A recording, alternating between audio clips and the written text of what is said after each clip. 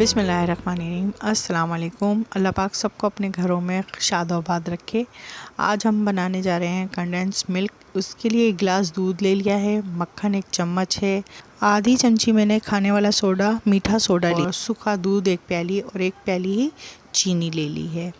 इन सब को हम बनाएंगे। ये देखें, ये मैंने 1 गिलास दूध लिया है, फुल क्रीम वाला दूध है। ये हम एक पैन ले लेंगे या कढ़ाई ले लें, उसमें हमने ये डाल दिया है। और जनाब हम इसमें सबसे पहले दूध शामिल कर लेंगे। जो सूखा दूध 1 प्याली हमने लिया है वो अच्छी तरह से इसके अंदर ऐड कर देंगे, अच्छी तरह से मिला देंगे। और फिर उसके बाद हम चीनी इसमें शामिल कर देंगे। शुरू में ही ये दोनों चीज़ें शामिल कर दीजिए तो इसका स्ट्रक्चर धीरे धीरे बनने लगता है और उसके अंदर चमक आ जाती है। और हमें इसको और स्मूथ करने के लिए हमने जो 1 चमचा मक्खन का रखा है वो भी हम इसमें ऐड कर देंगे और इसको अच्छी तरह से पका लेंगे। और ये बहुत मज़े का बनता है। आप किसी भी मीठे में इसे शामिल कर सकते हैं, डाल सकते हैं। और जब ये आधा कप रह जाए या आधा गिलास रह जाए दूध, तो हम इसमें ये सोडा भी शामिल कर देंगे। और सोडा डलते ही इसका स्ट्रक्चर चेंज हो जाता है, फोमी बन जाता है, बहुत ज़्यादा फोमी हो जाता है ये। लेकिन हम इसको अच्छी तरह से चलाते रहेंगे और इसी तरह से घुमाते घुमाते हम पकाएंगे इसको।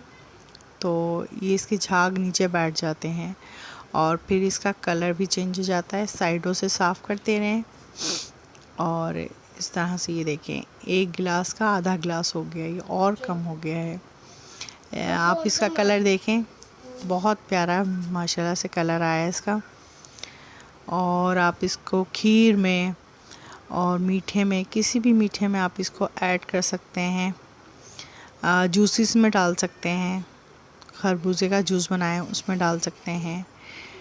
और बहुत सारे जूसेस हैं जिसमें आप ये शामिल कर सकते हैं। और ये क्रीम कॉकटेल में भी डलता है। अभी मैं रेसिपी डालने वाली हूँ क्रीम कॉकटेल की इंशाल्लाह, तो उसमें आप देखिएगा कि ये मैं इसमें मैंने ऐड किया है। और ये देखें कितना अच्छा लग रहा है। अच्छा, इसको आप निकाल के भी चेक कीजिए कि इसके अंदर, फिर आप इसमें देखें कि ये गाढ़ा हुआ है या नहीं। और दोनों उंगलियों से इसको अगर आप चेक करेंगे तो ये गाढ़ा हो चुका होगा। इसमें एक चिपक आ जाती है उंगलियों में, वो महसूस हो जाएगी आपको। और आप इसको चम्मच की मदद से भी गिरा के देख सकती हैं, तो उसमें पता चल जाएगा आपको कि आपका कितना ये मिल्क गाढ़ा हुआ है या सिंपल है, या कितनी देर तक और पकाना है। वो थोड़ा सा आइडिया और हो जाता है। ठीक है, तो हम इसको और पकाएंगे। अभी इसको 5-10 मिनट तक मैंने और पकाया है। और फिर ये देखें कितना अच्छा इसका स्ट्रक्चर हुआ है, बहुत ज़बरदस्त क्रीमी टाइप का।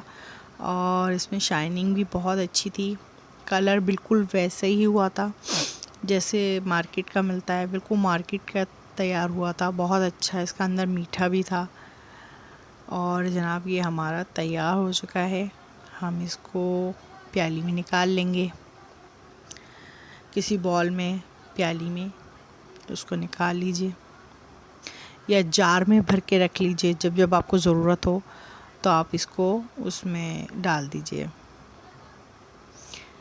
ये देखें कितना प्यारा और कितना अच्छा तैयार हो गया। मुझे सब्सक्राइब कीजिए, लाइक कीजिए, शेयर कीजिए और कमेंट बॉक्स में जाके ज़रूर मुझे कमेंट्स किया करें।